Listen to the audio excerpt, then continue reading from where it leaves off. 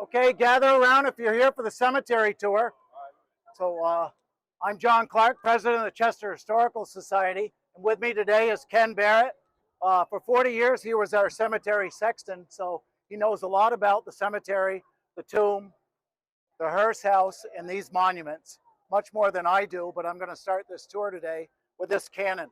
The cannon was never used, but it was cannons that they had left over, and they spread them around through the United States for these historical events. I was shocked to hear the accuracy of a gun this old and how accurate it was.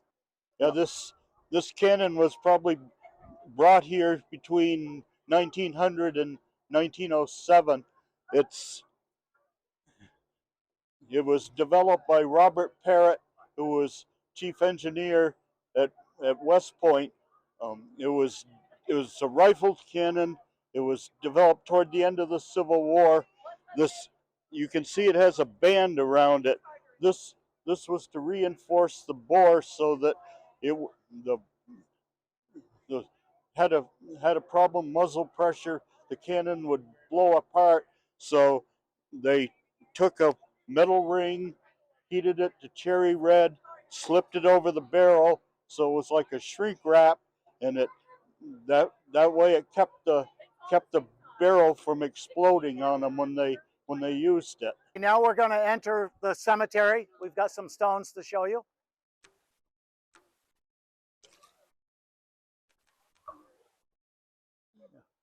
One of the oldest names in the town of Chester is Daniel Heald and the Heald family. And if you gather a little closer, Ken's going to tell you a little bit about his military career.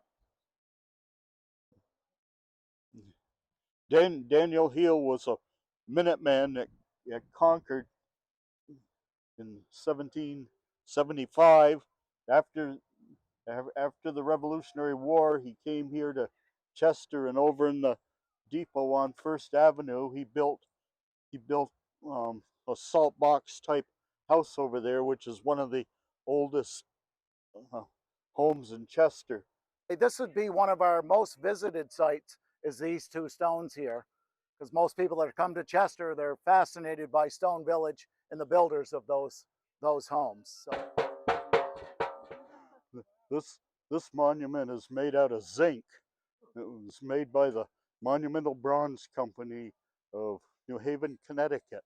And they only made them for about 10 years, from 1875 to 1885. You ordered it in pieces, and you could assemble it. And the beauty of it is it's zinc.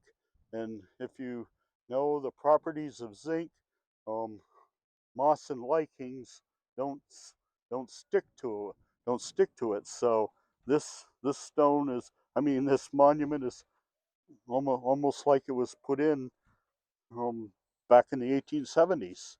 You can see this is our largest monument in the cemetery, and obviously the most expensive. In our historical society, we have the original bill of sale for this. It was in 1895. It was $2,000, which would buy you pretty much any one of the houses up and down Main Street. Up there it says, "Oh Avery, what will you do?" Of course, that was the man's name, Avery Park. His wife died first, so that was like, what is she saying to him? "Oh Avery, what will you do?" Well, he got married 2 more times afterwards. Yeah. 2 oldest stones. This is a girl named Catherine, who was only 2 years old, but she died in a fire. And then this is her mother, who also 1770, who died in a flood. So very sad story. In the colonial times, life was hard. Yeah. But you notice there are 2 oldest stones. Again, they're slate.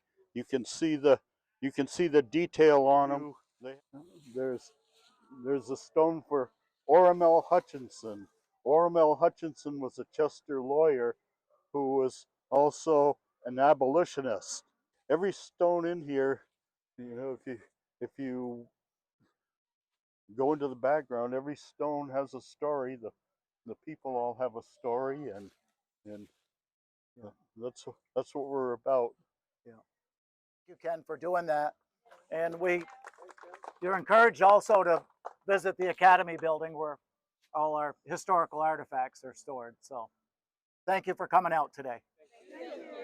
People over the years always have questions about cemeteries. They it's like they're there, but people don't know what's there, and my a part of my mission over the years has been to reveal what's here.